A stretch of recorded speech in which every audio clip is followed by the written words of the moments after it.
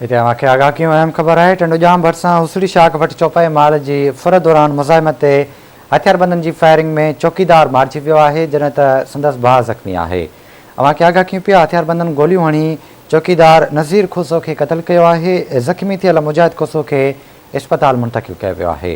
Update कयूं पिया टंडोजाम मां हुसड़ी शाख वटि वाक़ियो पेश आयो आहे। चौपाई माल जी फुर दौरान मुज़ाहिमत ते हथियारबंदनि फायरिंग में चौकीदार मारिजी वियो आहे जॾहिं त संदसि भाउ ज़ख़्मी आहे।